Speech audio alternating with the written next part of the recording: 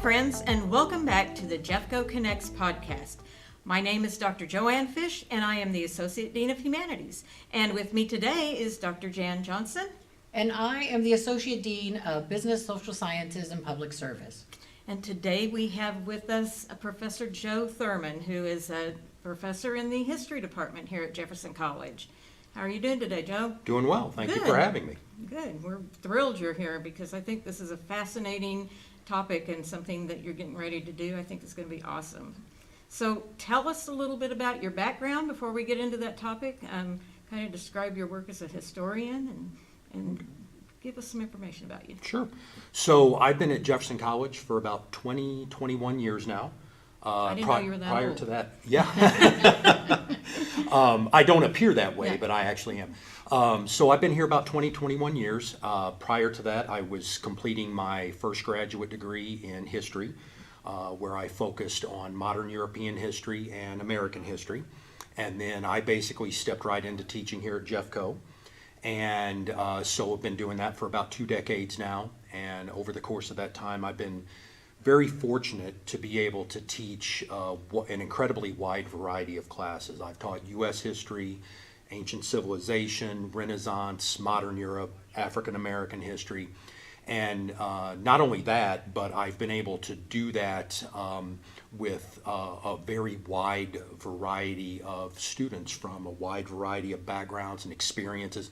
So these last couple of decades as a teacher have been incredibly just an amazing experience, you know. Now, also during that period of the last couple of decades, I also worked for about a year with the Missouri State Archives working on a court documents preservation project that is still going on in the city of St. Louis. So I worked on that for about a year, got some archival experience, and then I also completed a second graduate degree in public history. And so public history is basically everything outside of the traditional classroom. It's museums, it's national parks, it's state parks, it's archives. Even anything in the digital realm is really kind of considered public history. And so as part of that, one of the things I'm working on right now is developing a curriculum to potentially, hopefully, offer a Introduction to Public History course here at Jefferson College in the not so distant future, because we are starting to see, it seems like a growing number of students who are coming to history classes with an interest in going into that particular part of the field. So that's something I'm working on. And then besides that, kind of my own personal research interest is mostly, I focus really on basically the Civil War to the Progressive Era of the 1920s. With a special emphasis on the history of education and the development of the public school system here in Missouri. So that's kind of what I've been up to, and it's been a very rich and rewarding experience. So, my goodness, that's a lot. I had no idea, so that's pretty cool. So now you're getting ready to start something called Jeffco History Minute. Mm-hmm. Can you share with us a little bit of like what inspired that and why you're actually like wanting to showcase Jefferson County history in particular? Oh, absolutely. So the public history program that I was in, a part of that included an internship. So I worked for 2 years as an intern with the Missouri Historical Society, and I was attached to the education team at the Missouri History Museum in Forest Park. And through that process, I discovered that the Missouri Historical Society has something called the St. Louis History Minute. And they present it about once a week, and they use it as this platform to share nuggets of St. Louis history. Some of it very familiar, other parts of it not so familiar. And it has proven over the years to be a very popular platform for sharing history. And so as I finished up that program, I was reflecting on my time here at Jeffco at Jefferson College and as a one-time resident of the county, and thought that could really be something that would be very valuable for this county, because Jefferson County has a very long, incredibly interesting history. And it is as much a part of the narrative of Missouri history as St. Louis, as St. Charles. But the problem is, I think, because we are neighbors with St. Louis County and with St. Charles County, we kind of are sometimes overshadowed by them because they're larger and they're wonderful places.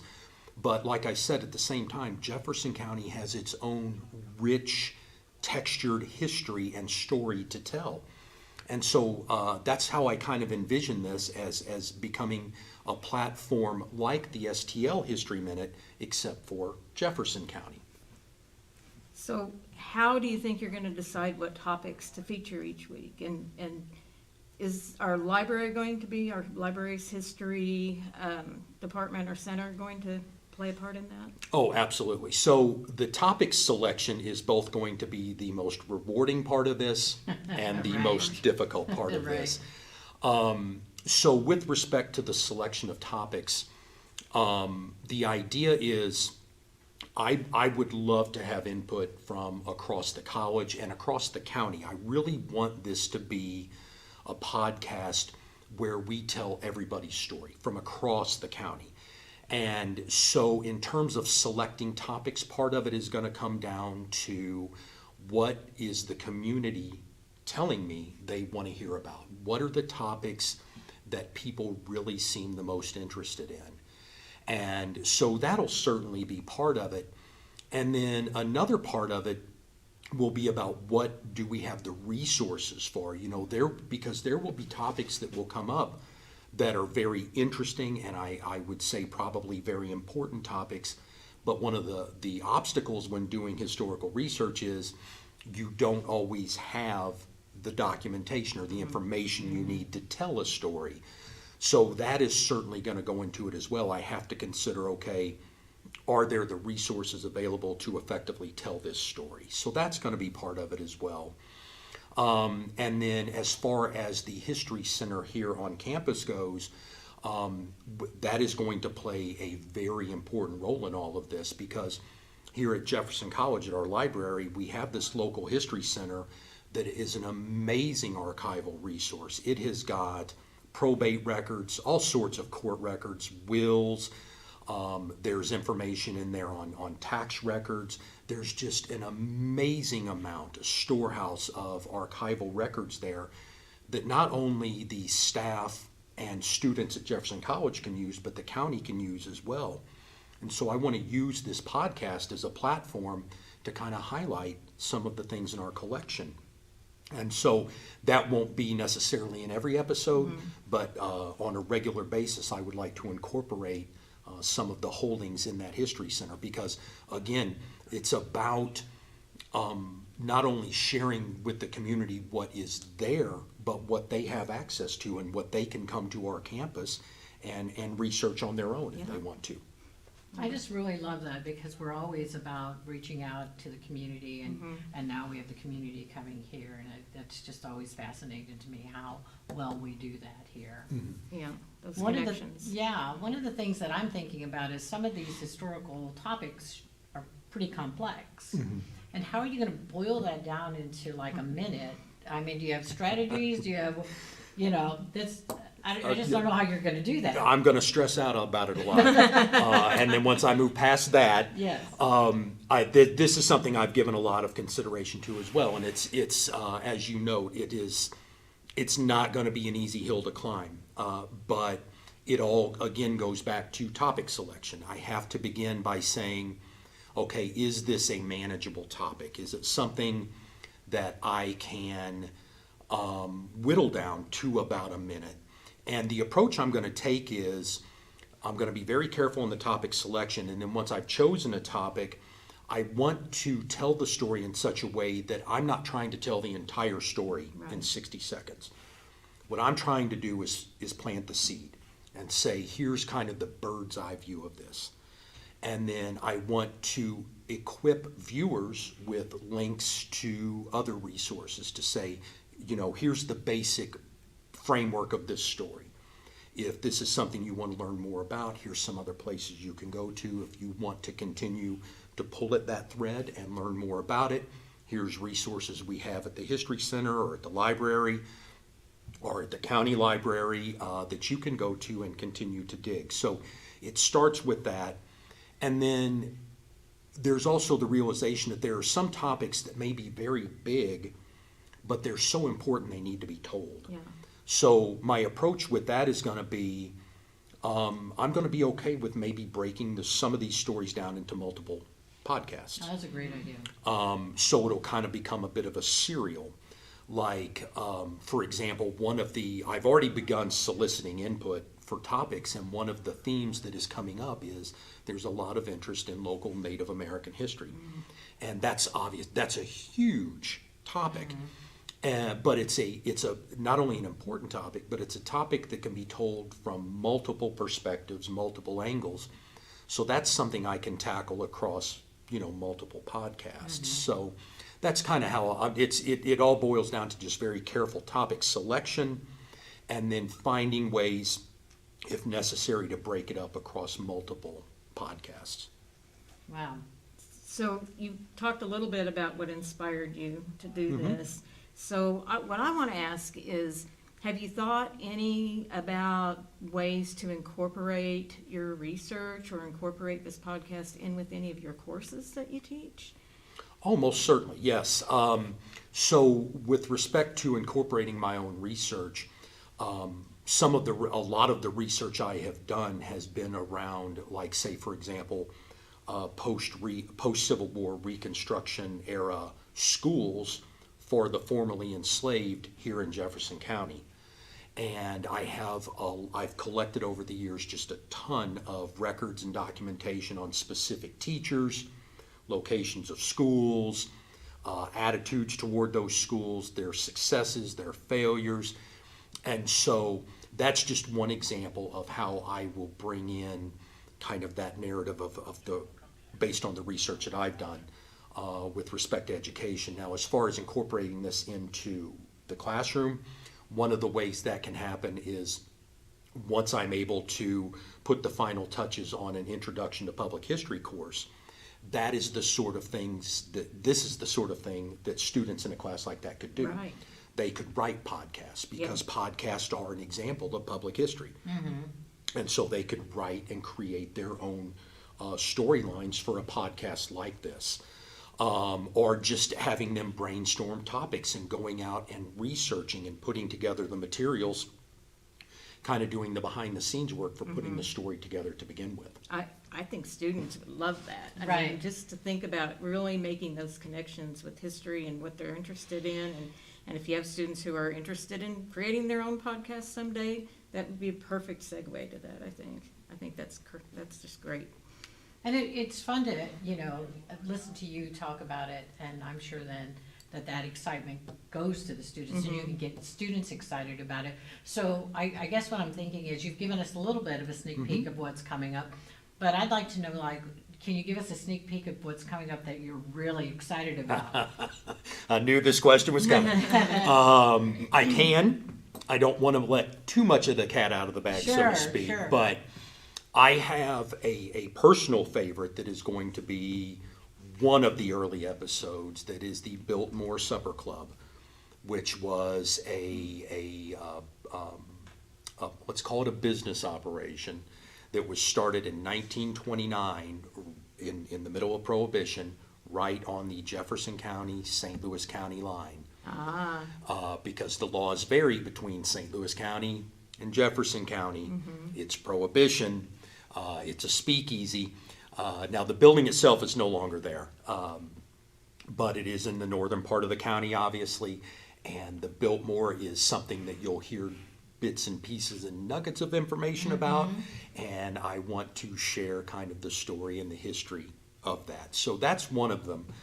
Another topic that's been suggested that I really am excited about looking into are these things called century farms. So century farms go back to the idea for century farms goes back to the mid-1970s, when the governor of the state at the time, it was during the bicentennial. So the governor decided one of the things, he comes up with this program as a way to highlight the state's agriculture, which has obviously been a very important part of our state and our county. And so he comes up with this idea of these century farms as a way of recognizing local farms that have been in the same family for more than 100 years. Got it. Oh, yeah. And there were several of those farms in Jefferson County. And so I've already had a request to look into that, and that's most definitely something that I'm that's gonna be on the list.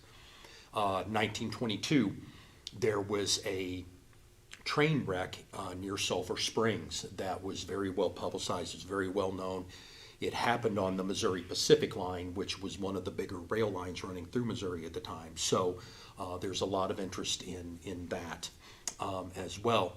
There's also an actor by the his first name escapes me at the moment. His last name was Wilcox, but he was born in DeSoto, Missouri, and he went on to guest star in a number of well-known shows in the 1950s and 60s, like Leave It to Beaver.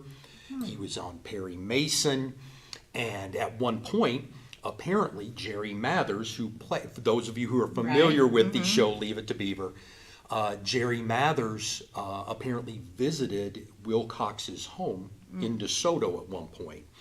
And it made the news. I mean, it was a pretty big deal. And so that's one of the other things that, one of the other broad areas of topics is going to be local celebrities, local politicians, you know, people who have risen to through the ranks of fame, if you will. So Yeah, wow. yeah, I really at the end of the day, the goal is I want to tell the story of this county from as many different perspectives as possible. Yeah. You know, and that's going to include Native American history, women's history, immigration history, African American history, just anything you can imagine is gonna be fair game, you know, and it's gonna go from everything from the surprising and the shocking all the way through to the commonplace stuff we kind of hear about all the time. I just want it to really be all encompassing. So yeah. Wow, that does sound pretty exciting to me. Yeah, it sounds like you have a lot of Yeah. episodes before you would ever run out of ideas. So you mentioned a little while ago about, you know, wanting the community to give you suggestions, and we have a QR code that we've got up where they can use that to get to a link to a form that'll get you those suggestions. Are there other ways the community could partner with you on this or contribute to the success of the podcast? Oh, I expect there absolutely will be. Initially, it's at this stage, as we've already kind of talked about right now, we're in the information gathering stage. And then as we begin to put together the final list of the first group of podcasts, the topics for those, and begin filming those, and as I hear from more people in the community, my goal is to begin to reach out to local historical societies, genealogical societies, the county libraries, because they're always offering programs and things. And I think through those groups and those programs, that'll be another way to kind of introduce people to the podcast and to solicit information from them. And so that's really kind of the plan now. It's really, I think once we kind of hit the ground and this thing takes off, I think it really will. As the word kind of spreads, it's ideally going to kind of take on a life of its own. And whether people want to go online and fill out that form, or my school email is in that form if they want to email me there. And then I am doing some programs through the Jefferson County Library next year, and those will be advertised, and they are welcome to come out and I'd be happy to meet with them there and chat with them there about ideas that they have. So yeah.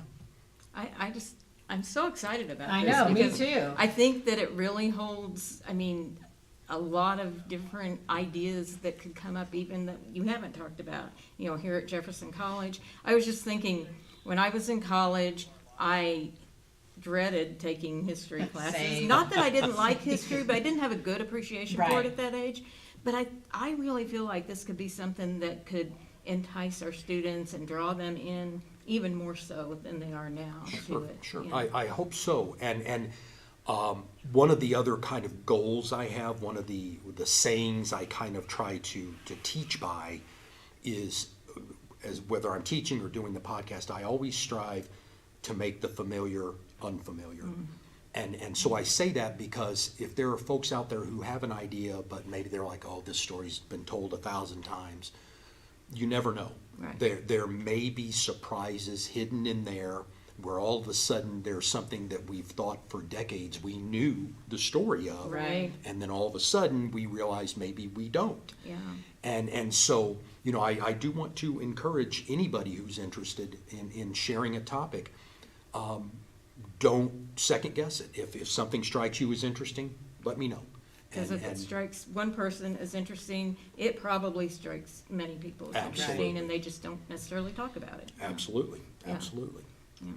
Well, anything else you wanted to add to this? I don't believe so. I thank you all for having me on. Absolutely, we're thrilled you came. Yeah, and it's hopefully I can come back again and report on the success of the We podcast. would love that. Yeah, Yes. absolutely. And, Yeah. so, thank you very much for having me on. Yeah. So that's all for today on the Jeffco Connects podcast, but we definitely want to make sure that we're always connecting with the community. Right, and this is an example of that. You know, Jeffco is big into connections and relationships, and your podcast is about that. And we just want to encourage anybody that if you have a topic you want to talk, hear about, come visit with us about, please contact us, and we'll help make those connections and those relationships, because we are the Jeffco Connects podcast.